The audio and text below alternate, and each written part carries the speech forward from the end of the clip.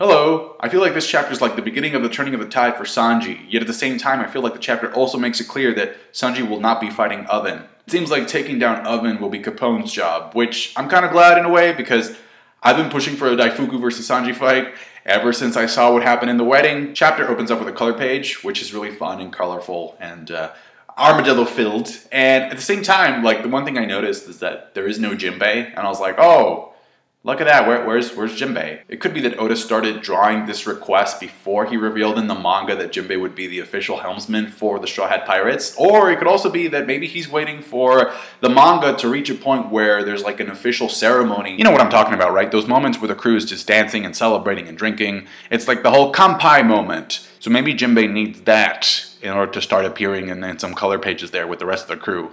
A more official moment. I also got the feeling that this is Oda's way of saying, hey, I know you missed the entire crew being together, and they're probably not going to reunite until Wano, so here, have a color spread. Again, this is a pretty good chapter for Sanji, or at least it turned into one, because in the beginning, I'm not gonna lie, I thought Oda was going to troll Sanji once again.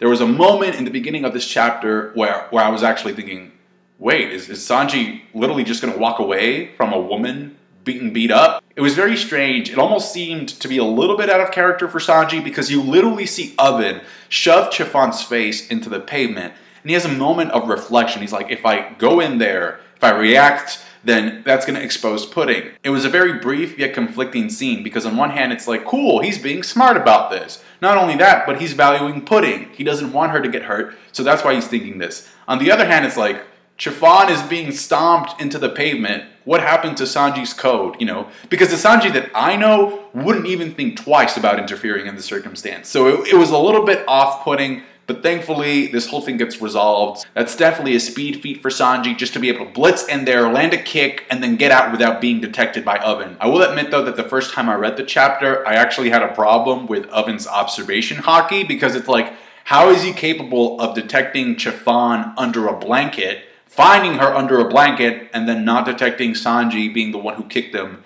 and who, by the way, is still in the area. So it's like, how did that work? So one of two things. Either Sanji was capable of bypassing Oven's observation haki because he was so fast, or Oven was distracted because Pound was coming at him, and he needed to focus on him, you know, landing that hit that he was about to shove. Regardless, though, a very cool speed feat for Sanji, in addition to being able to dodge Katakuri's jelly bean attack in the wedding. And he blitzes out of there, taking Chiffon with him as well, so that's really cool.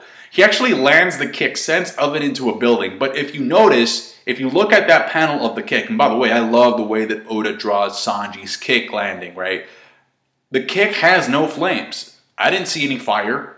So it's like a non-Diablo Jamba kick hitting Oven and sending him flying. There is some haki to the kick. You see the black sparks that come out of the armament haki making contact with something, but there is no Diablo Jamba. And see, this is precisely why I think that Daifuku would make a much better opponent for Sanji during this arc. Because not only, at the very least, alright, not only does Sanji completely outspeed Oven, so the impression that this chapter kind of leaves us with is that Oven probably wouldn't be that big of a challenge for Sanji, and for a character to really shine, they need to be up against the challenger. It could happen, though, that Oven gets like a power boost, you know, in the next chapter. He seemed pretty angry by the end of this one, so if he gets stronger and it's like, okay, yeah, this guy's a difficult guy, then, you know, then that makes Sanji look better. But the reason for why I'm pushing for the Daifuku fight is not only did Sanji already clash with Daifuku during the wedding and he was sent flying, also Daifuku actually ended up hitting Pudding during the wedding. So just like Capone did in this chapter, it could be kind of like, yeah, we're fighting for our women. Don't hit our women. What are you doing? Also, since Daifuku's genie can use full body armament haki, I think it would be a nice statement from Oda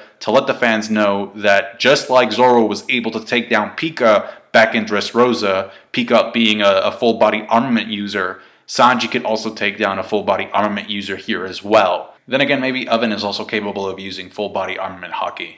I don't know. What do you think? Pudding's reaction to Sanji kicking Oven was pretty amazing. I'm not gonna lie. Like, the hard eyes was great. Because for once, it's not Sanji with the hard eyes. It's Pudding. It's like an inverted role situation here.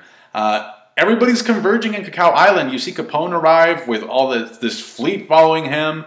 I'm not really sure where Daifuku and Smoothie and Amande are right now, but you can just tell, like, all of these characters will eventually converge in Cacao Island. The Sunny's coming in from the back. We know the Vinsmokes will eventually be there as well. So the fights are coming, folks. They are coming. Capone was actually really cool in this chapter too, but the explosion that hit Oven, I thought had actually come from a cannon or something because it seemed pretty big, but as it turns out, it just came out of a little handgun that he was carrying.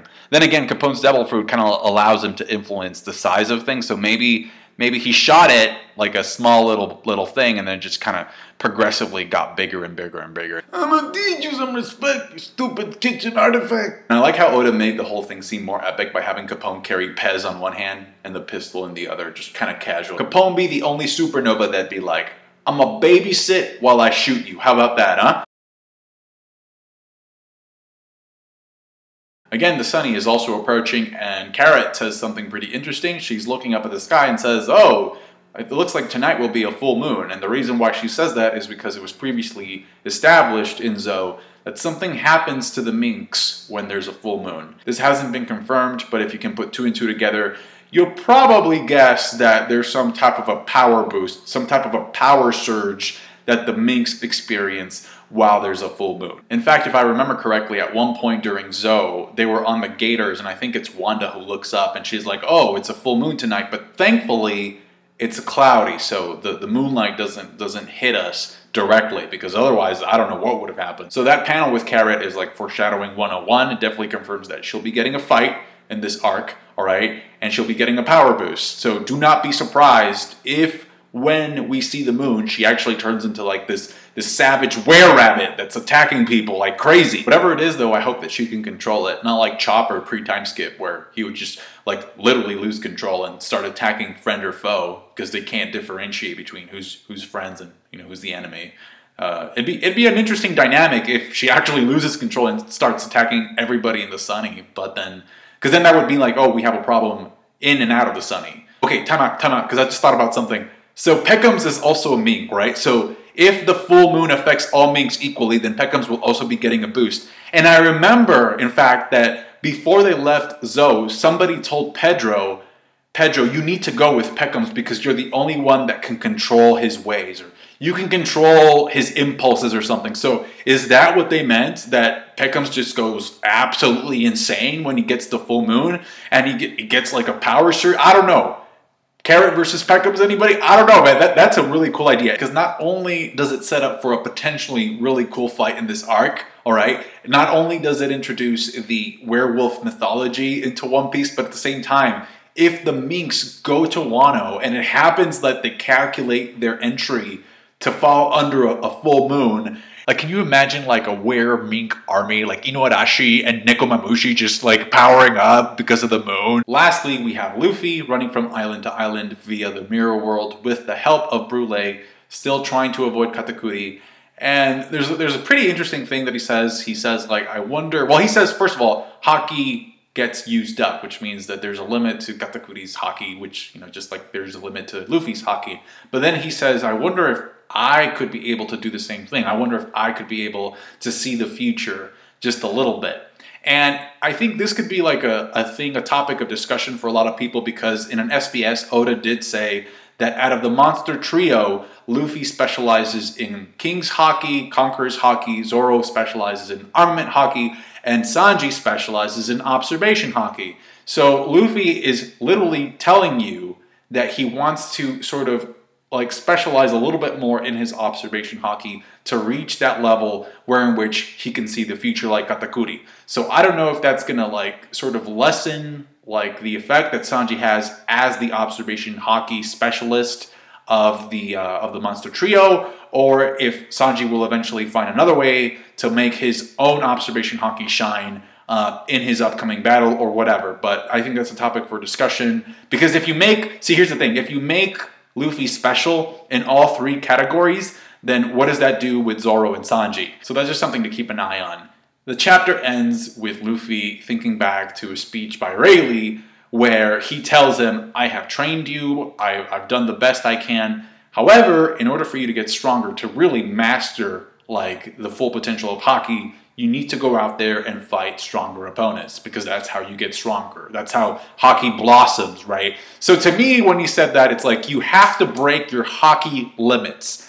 Literally, when he said that, my brain just started playing the Dragon Ball Super Limit X Break Survivor in the background, like da da da da da da da da da da da da da. Come on, Luffy, go out and fight. Break your hockey limits tonight. You can't have no plot convenience. And I love that statement simply because I felt it was a much needed reminder to the people reading this show that One Piece at the end of the day is still a shonen manga. Despite its amazing world building, despite its amazing characters and characterization and character development, despite its amazing story, it's still a shonen manga. And the fact of the matter is that shonen manga has historically been battle and fight oriented. Now that doesn't mean that it's the only thing that matters in a shonen manga. In fact, I feel like Oda is making it clear that he's trying to balance the fights with all these other great aspects that he's incorporated into the series. But at the same time, when you have a statement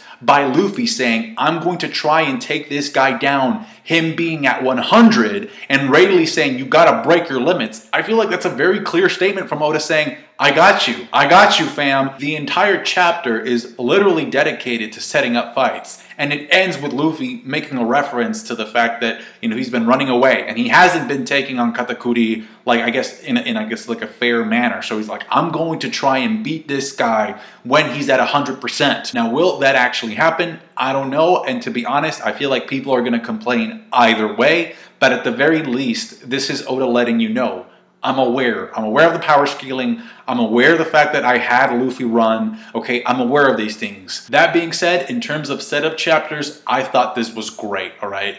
When it comes to setup, it rarely gets any better than this. And I think that Dressrosa could have benefited a lot from quality setup chapters like this. That's going to do it for me, guys. Thank you so much for watching. Have a great Thanksgiving/Turkey Day. For those who celebrate it, I really appreciate everything that you do. I know I say this a lot, but I really do appreciate everything that you do. So I'm thankful for that, whether it be watching the video, liking it as well, and subscribing and leaving a comment. Whatever it is you do, I'm really thankful for that. So I appreciate you. Have a great Thanksgiving, and I'll catch you guys later. Bye.